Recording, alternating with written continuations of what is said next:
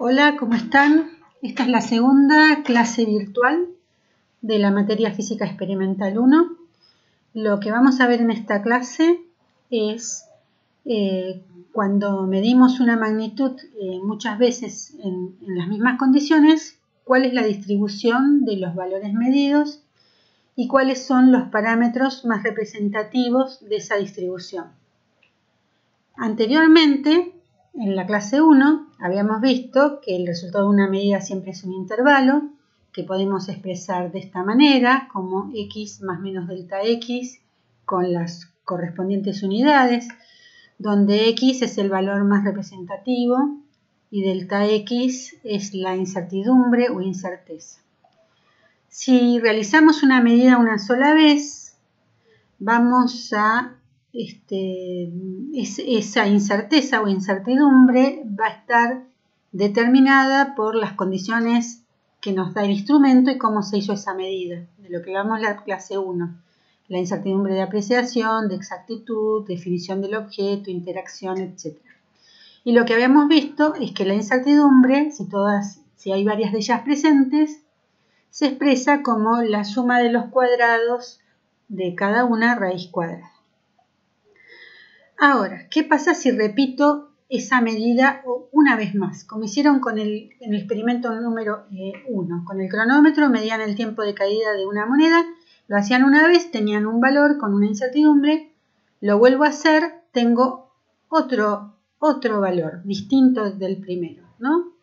Y lo vuelvo a hacer y me da otro valor, con suerte se repite alguno de los anteriores y así siguiendo. Entonces, cuando medimos muchas veces vamos a tener distintos valores, algunos se repiten, y bueno, y nos preguntamos entonces, bueno, ¿cuál es el resultado de la medida? Porque es el primero, el segundo, el que más se repite, ¿cómo expreso el resultado de la medida?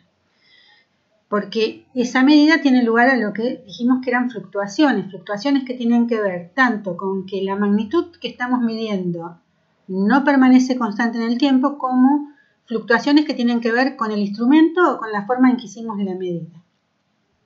Entonces nos preguntamos, ¿cuál es el resultado de la medida? Por ejemplo, ¿hay algún valor que se repite más? ¿Puedo tomar ese como el resultado de la medida? Bueno, esto es lo que vamos a ver en esta clase, ¿sí? Cómo se distribuyen los valores medidos y cuáles son los valores más representativos de esa distribución. Supongamos que tenemos un experimento donde hicimos 100 medidas en las mismas condiciones del periodo de un péndulo. Y acá estoy mostrando las 100 medidas que no están ordenadas, o sea, esta es la primera vez, la segunda vez, la tercera vez y así siguiendo. La unidad de todas estas medidas es en segundo y fueron hechas con un cronómetro. Bien, si yo represento esto en un gráfico que sea como este, por ejemplo, el valor medido como función del número de medida, veo esta dispersión de puntos donde no puedo extraer mucha información. Lo único que podría decir acá a simple vista es que las medidas están alrededor de 1,8 segundos, así a ojo, ¿no? Pero tengo una dispersión de medidas cuyo, acá podría ver que este es el valor más pequeño que obtuve, este es el valor más grande. Pero mucho más no puedo decir, no puedo sacar mucha información de esta forma de gráfico. Entonces, a fin de visualizar las características de esta medición, tengo que encontrar alguna representación gráfica más adecuada. Y esto va a ser los histogramas. O sea, lo que vamos a aprender en esta clase es cómo hacer un histograma, ¿no? que sería la representación más adecuada para presentar los resultados de una medida. Entonces, lo primero que vamos a hacer es ordenar los valores medidos de menor a mayor. Yo acá los tengo ordenados. Esta es la primera medida, esta es la última medida y están ordenados de menor a mayor.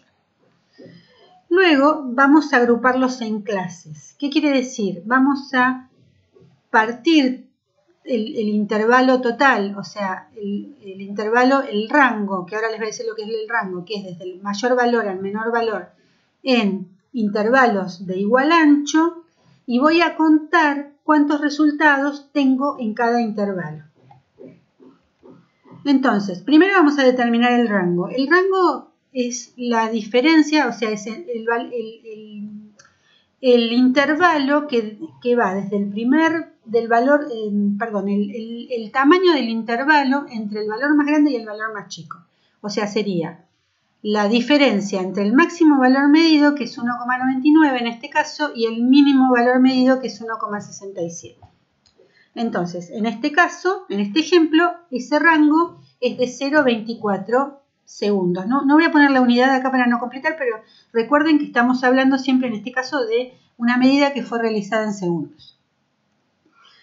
Bien, una vez que tengo el rango, tengo que encontrar el ancho de cada clase, de cada intervalo. Recuerden que vamos a dividir ese rango en clases con el mismo ancho.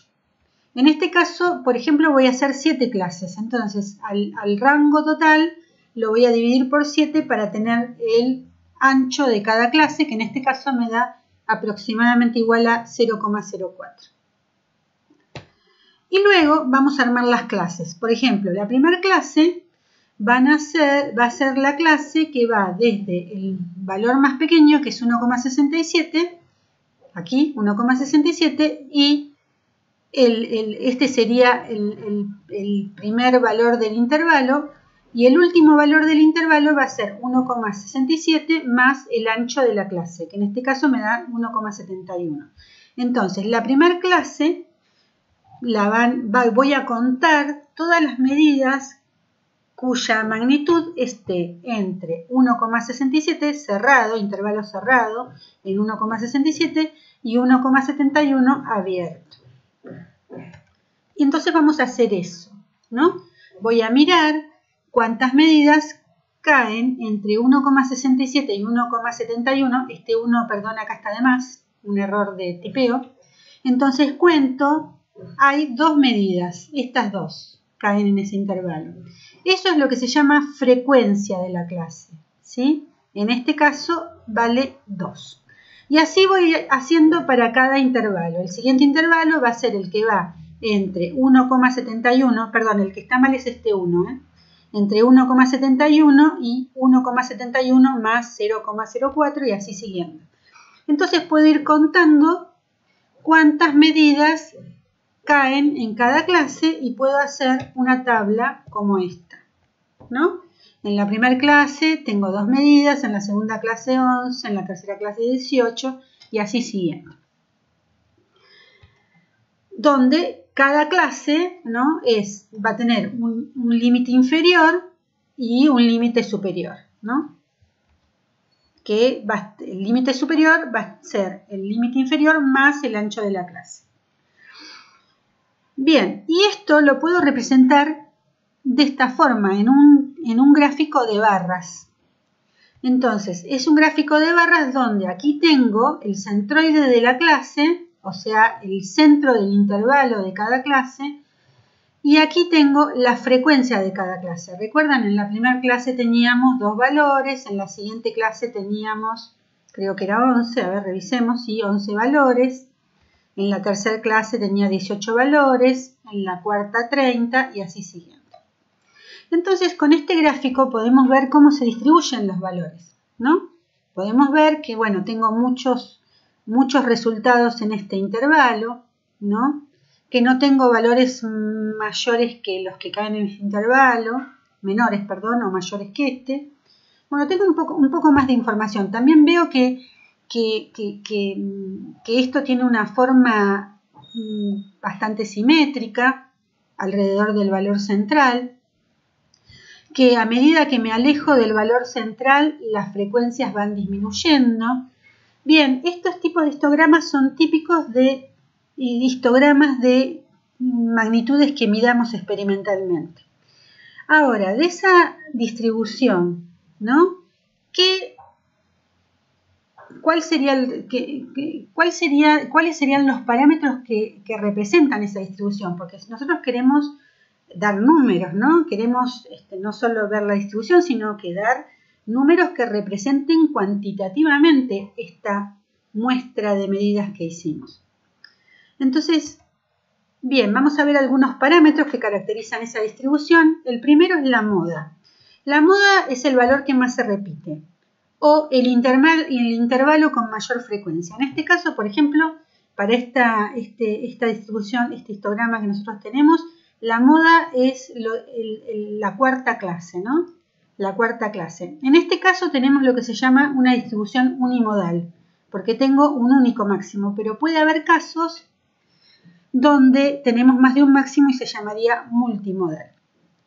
Y para este ejemplo, el intervalo que tiene mayor frecuencia es la clase 4, que es el intervalo que va entre 1.81 y 1.85, y se puede expresar la moda como un intervalo o se puede expresar como el centroide del intervalo, que en este caso es 1,83. Otro parámetro que caracteriza la distribución es la mediana. La mediana es el valor de la variable en el centro del conjunto ordenado. ¿Qué significa? Por ejemplo, acá tengo 100 valores. Entonces me fijo dónde está el valor número 50, porque es el centro de todas las medidas que hice, ¿no? Yo acá voy a marcar. Este sería el 50 y este es el 51. Estos dos valores están en el centro de todo el conjunto de valores medidos. Entonces, la mediana la voy a determinar como el promedio de estos dos valores. En este caso, la mediana va a ser 1,835, recuerden, segundos. Esto, tengo un número par de valores, voy a tener el promedio de los dos valores que están en el centro. Si yo hubiera medido un número impar de valores, por ejemplo 101, tomaría solo el que está en el centro. Entonces, lo que hace la mediana es decir, bueno, tengo el 50% de valores medidos por debajo de ese valor y el 50% de valores medidos por encima de ese valor. Eso es lo que está marcando la mediana. O sea, de todos los valores medidos, el 50% tienen una magnitud menor a 1.835 segundos y el otro 50% tiene una magnitud mayor a 1.835 segundos.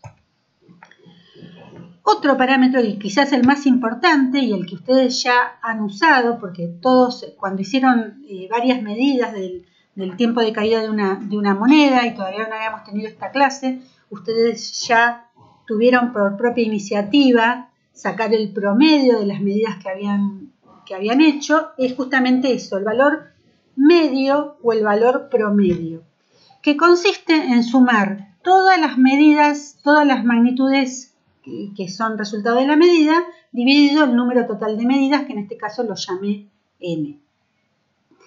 En el ejemplo que acabo de mostrar, el valor medio es 1.8336 segundos. Lo que hice es sumar todos esos valores y dividirlos por 100, ¿no? Y si marcamos ese valor medio en el intervalo, en el histograma, vemos que cae, en este caso, en la mitad del histograma, ¿sí? Y coincide y cae incluso dentro de ese intervalo que era la moda, ¿no?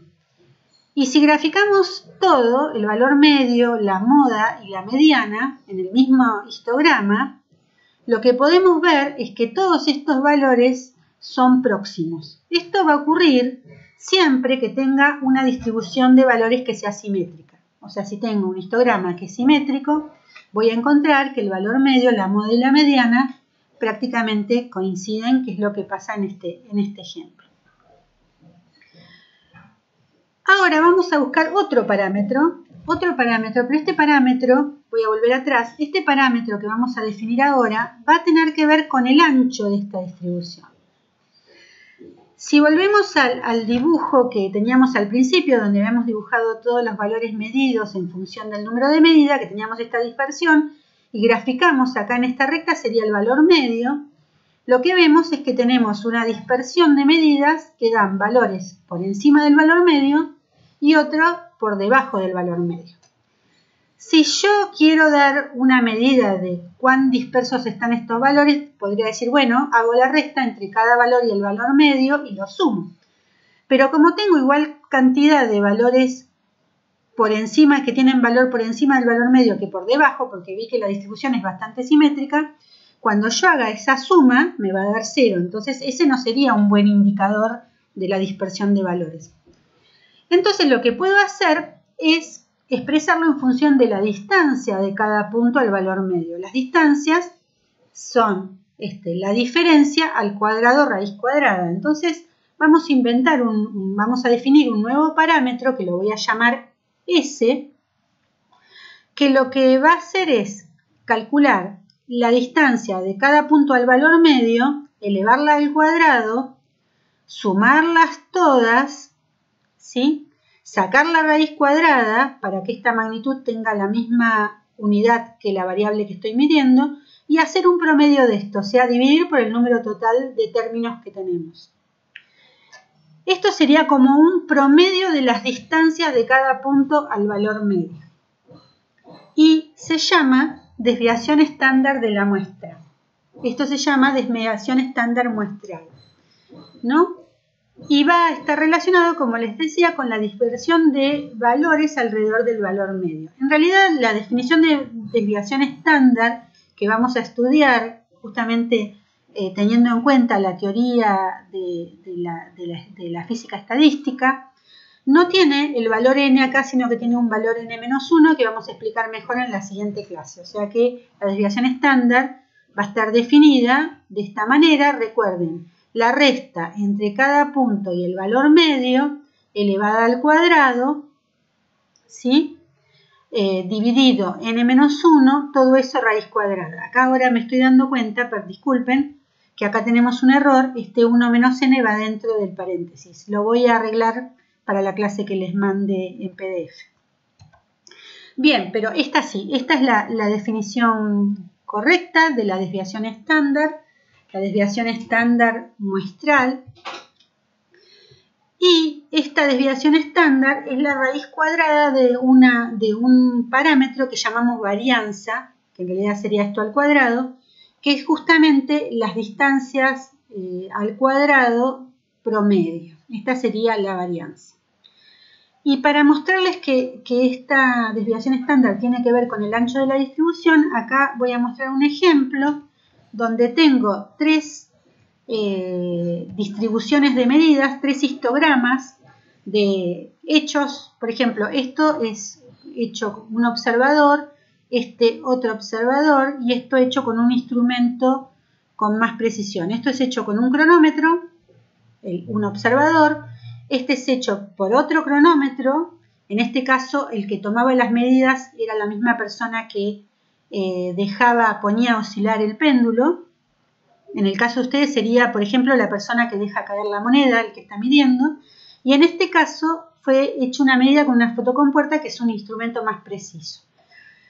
Si sacamos la desviación estándar de cada conjunto de medidas, por ejemplo, en este caso es 0,0861. Esta tiene una desviación estándar más pequeña, 0,0415, y esta mucho más pequeña, 0,0025. Como podemos ver, a medida que la desviación estándar es más pequeña, la distribución de valores está más concentrada alrededor del valor medio, ¿no?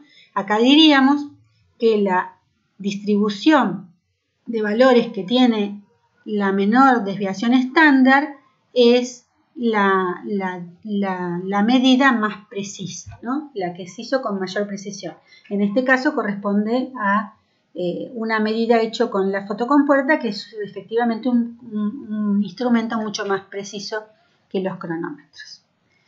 Bien, con esto terminamos la clase 2. Es una clase cortita. Ahora ustedes tienen que hacer la parte B del experimento 1. O sea, van a dejar caer la moneda 100 veces, cada uno en forma individual en su casa, con los materiales que disponga. Recuerden anotar todas las indicaciones en un cuaderno. Y luego de que hagan esas 100 medidas, van a hacer los histogramas. Van a encontrar un tutorial donde les indica cómo hacer los histogramas con una página Excel que está en el Google. Eso es todo por hoy. Muchas gracias. Nos vemos.